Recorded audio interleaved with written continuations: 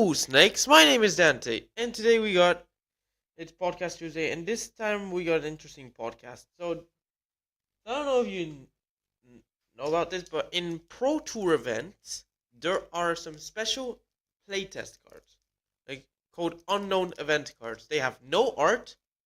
They are playtests that are just like the mystery booster ones, and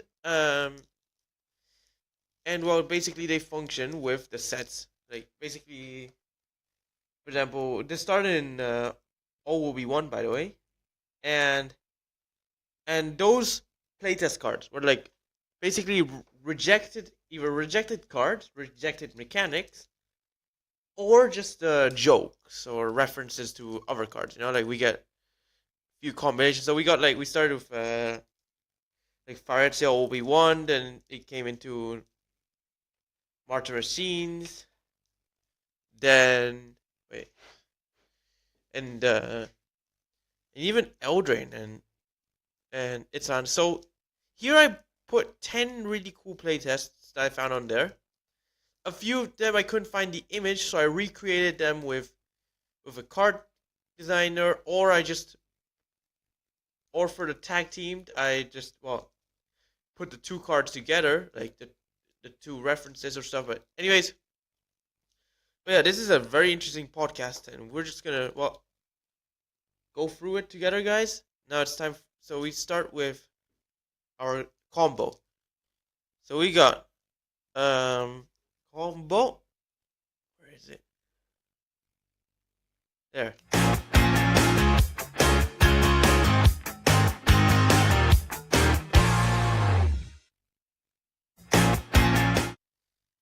So this combo basically you use Squirrel Nest to enchant a basic land, and you can tap to create a squirrel. Now with Earthcraft, you can tap the squirrel to untap the basic land, so you can create infinite squirrels that are tapped, or something similar. And then with infinite squirrels, you can tap the squirrel to tap for infinite green. That's basically the infinite combo here. Really cool. Try this in Commander. Maybe Legacy 2, but I don't know. Really cool. That's our combo. Now it's time for a non-bow. Where we got? Non-bow. Where is it?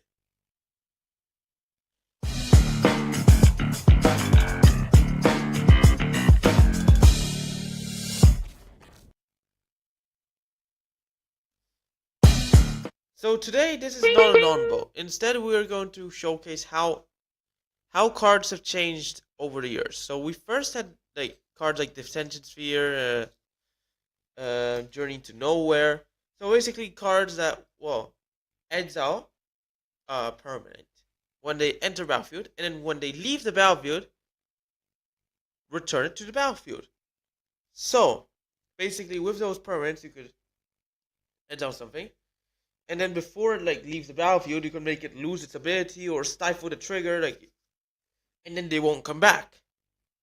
Or heck, if you make it enter the battlefield and leave the battlefield at the same time, you can permanently exile some stuff. So yeah, that's like, so cards back then, like, they were broken. Now they had to like nerf down a few. Like when they made Banishing Lights or similar cards, they had to like nerf the abilities down to like exiling something until it leaves the battlefield. So when you're gonna destroy it or like anything, like if you're gonna sacrifice it when it enters the battlefield, then it won't exile anything permanently. You know, it's like, so you won't exile anything at all. It's not like you had, but in the past you could exile something permanently, and now it's like it won't exile anything at all.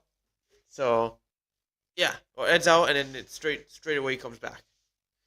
There's several cards. There's like where exile a card, and then when it leaves the battlefield, return the card to hand. Now it's like different. So yeah, Wizards have actually fixed the cards like that were like really broken, and honestly, I agree with that. Let's just go to our number 10. This one I actually could find an image to it, but But basically, let's. But yeah, the other ones I couldn't read. So I mean, there's another one that I could find the image. But let's go to our number 10.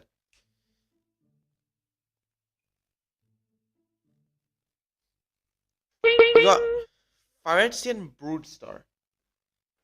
So this is a 8 mana Sets Phyrexian Beast with affinity for Phyrexians. So if you have like 6 Phyrexians, so 6 in double blue. So yeah, then it would uh, basically cost only 2 mana. It has flying and power and toughness are each equal to the number of Phyrexians you control.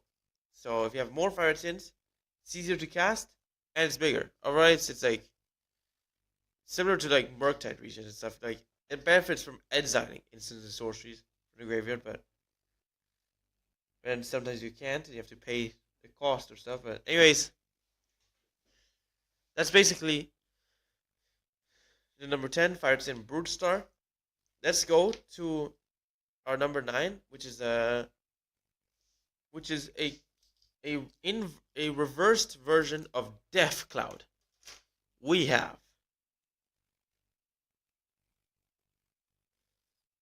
Life Cloud, an Etz and triple white sorcery that gives each player Etz life. It allows him to draw Etz cards and bring back Etz creatures from the graveyard to the battlefield and Etz lands from the graveyard to the battlefield. So in case if you didn't know, it started with small. Wait, did it start with small pots or did it start with pots? I don't know. Let's go to pots. We got. Let me check. Because it started with pots. Wow, I'm actually surprised. So it started with pots, which was from Ice Age. Basically, 3 mana sorcery that makes everyone lose 1/3 of their life, a third of the cards in their hand, a third of the creatures, and a third of the lands. So, yeah, that started with Ice Age. I mean, it got reprinted in 5th edition, reprinted as an oversized League prize, as like with the same art as 5th edition because I actually changed the art. Wow.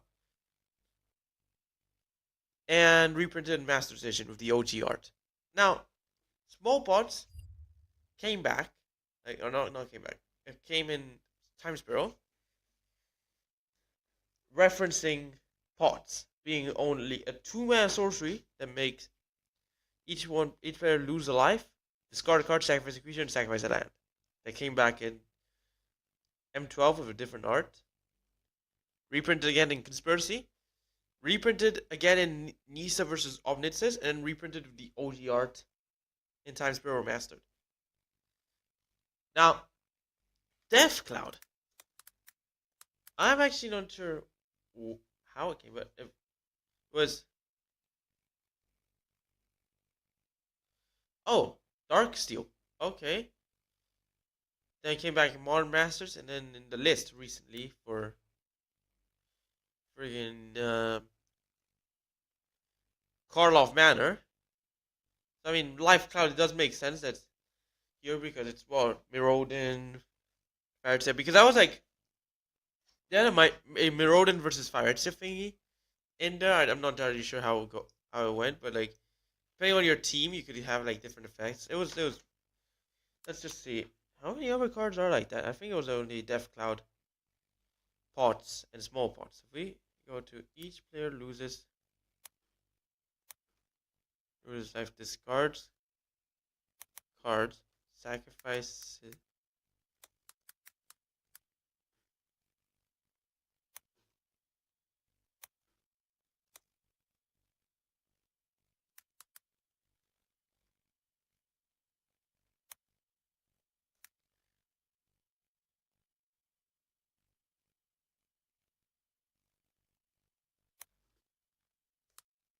Alright, let's try this. So if we go, all the cards are like that. So we go, oh!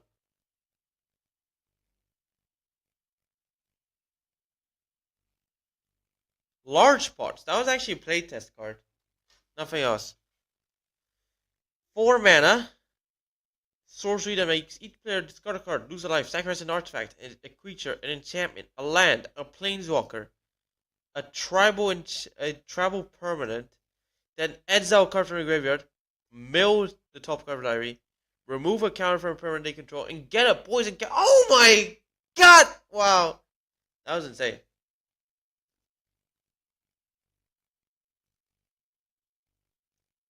Wow, that's insane. Large pots. Yeah. But it'd be like lose like all of it except for one or something, but no, no, no, no, darn. Yeah, Life Cloud is the inverse version. So I mean, but yeah, obviously that was just a joke-ish card, so it was never gonna come back. I mean, it was never gonna release. I mean, not come back because it never even came out in the first place. I don't know. Maybe in some commander they could have made it as a joke card, but that would be too busted, bro. You know, a white card draw effect that brings creatures back from the graveyard to battlefield that easily. Like, wow. Oh my god. I mean, both players get to do it, so it's kind of fair, kind of not. But let's just go to our number 8. And we got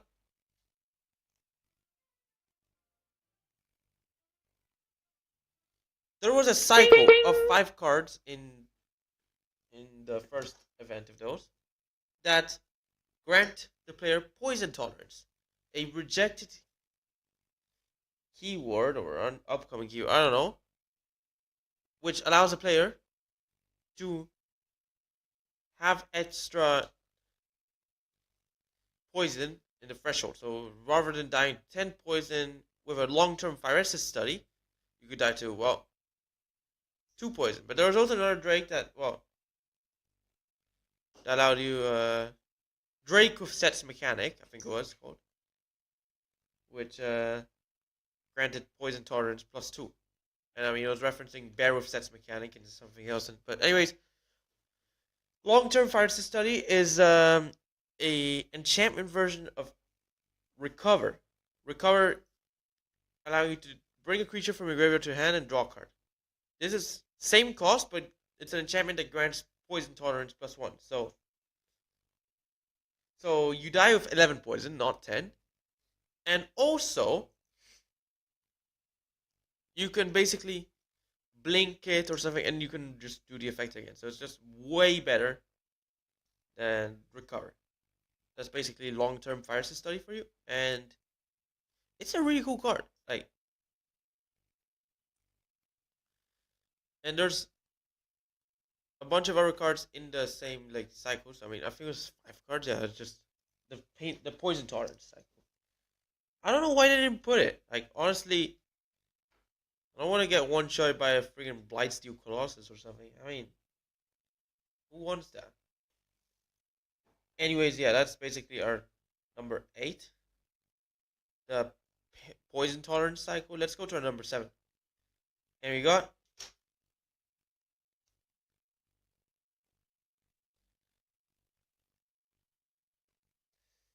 Nim Mongoose. Referencing Nimble Mongoose and another similar card. I forgot the name of it. But it had a name. I think it was like Name Mantle or something. But anyways, it's a and also another zombie that intercepts. 1 mana 2/1 zombie mongoose with shroud and enters tapped. And if you have threshold, gets +1/+0 for each artifact you control. That's basically threshold. And in case if you don't know what threshold is, it's if you have 7 or more cards in your graveyard. And it's just a really like honestly, Nim Mongoose would have been the cool card, but honestly that was just it's just referencing it's just like a Mirodin version or something of Nimble Mongoose. Like I don't know if it was gonna be an actual card, but it could have been. It could have been an actual card perfectly. It's fairly balanced, I think. Maybe not, but yeah, it's actually cool though. So let's go to our number. What was it? So it's 10, 9, 8, 7, 6, 2, 1. There. Let's go to our number 6. We got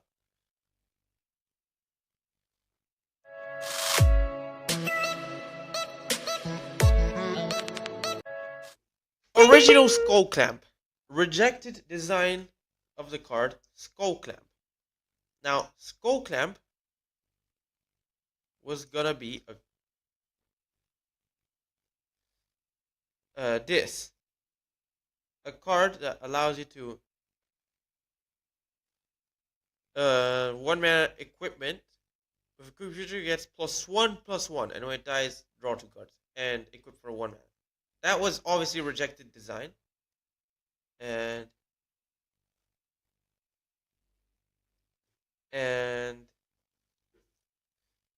so they made it -1 instead of +1. So it's, you'd say it's strictly better, but honestly, sometimes if you want to use a skull clamp to kill off some 1/1s like the locust god, the locusts, you can just equip the thing and draw 2 cards and get 1 more locust than what you had before. It's just really cool. I honestly see. I honestly think this is a cool card. I mean, Skull Clamp as it is, I'd say it's better than Skull Clamp as they wanted it to before they rejected the design. But either way, it's cool. I'm fine with anything really. I mean, but yeah, that's basically original Skull Clamp, a modified version of Skull Clamp, in which instead of reducing toughness, it adds toughness. Now let's go to our numbers 5. And we got a team up spell that, well, I mean, we only got team up creatures, but not team up spells.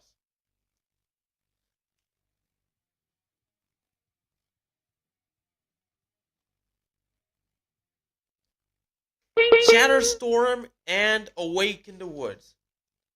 A 2 mana sorcery that allows you to create a 1/1 green squirrel forest dryad land creature token. And has Storm. So basically, you could just create a bunch of forest dryads or other stuff, so, or one at least. I mean, you could just create a bunch of creatures. There was just a Shatterstorm that also allows you to tap for mana. So basically, slightly, strictly better Shatterstorm. I'm not entirely sure. But Awaken the Woods, it was different. It was Eds and double green. Sorcery that allows you to create Eds 1/1 forest dryad lands creature tokens. Obviously, they're affected by summoning sickness because they're creatures. Creatures are affected by summoning sickness. Our parents, no. But yeah, basically, Shatterstorm and Awaken the Woods is just a sorcery that allows you to create a bunch of forest dryads, depending on storm. But you cannot use Eds to create forest dryads. But there are also squirrels though, so yeah, not really that bad. I mean, let's go to our number 4, and we got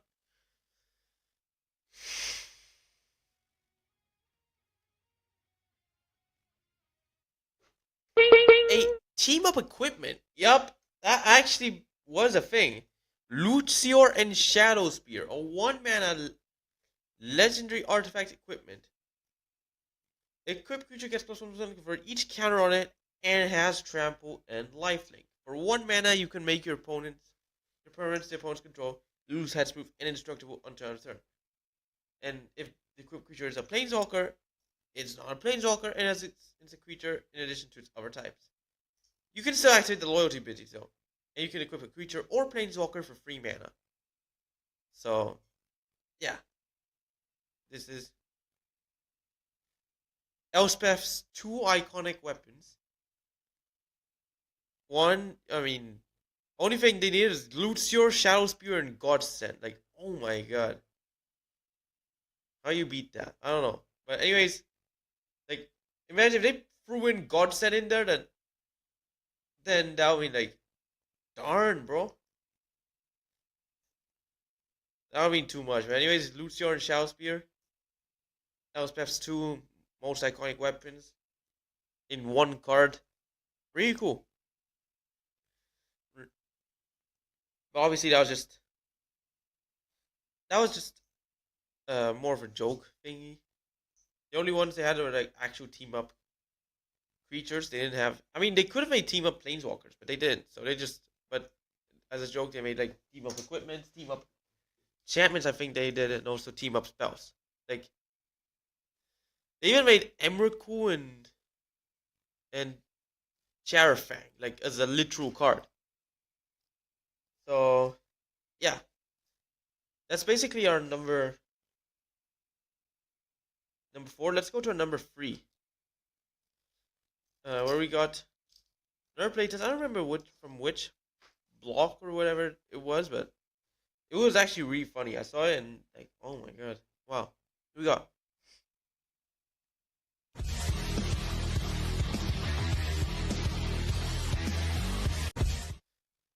Trampled Lotus, a basically an improved version of Split Second, a 2 mana artifact that you can tap it and sacrifice a Trampled Lotus to tap 3 lands your opponents control for mana.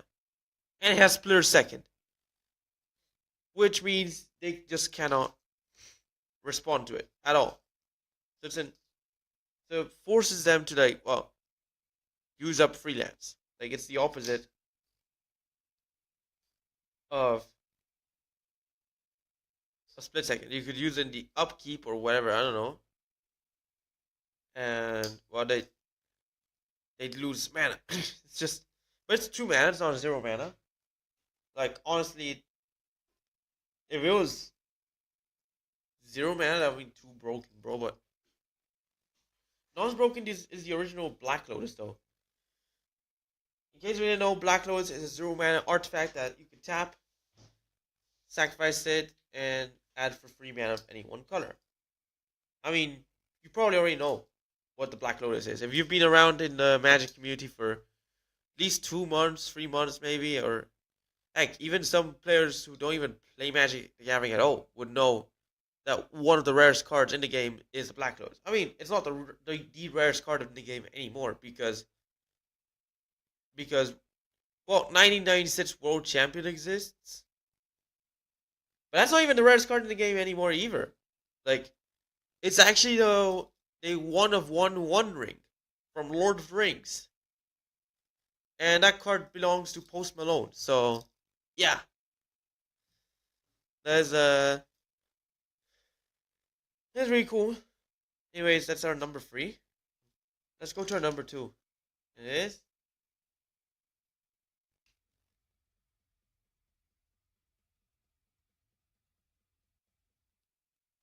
Oil Skeleton.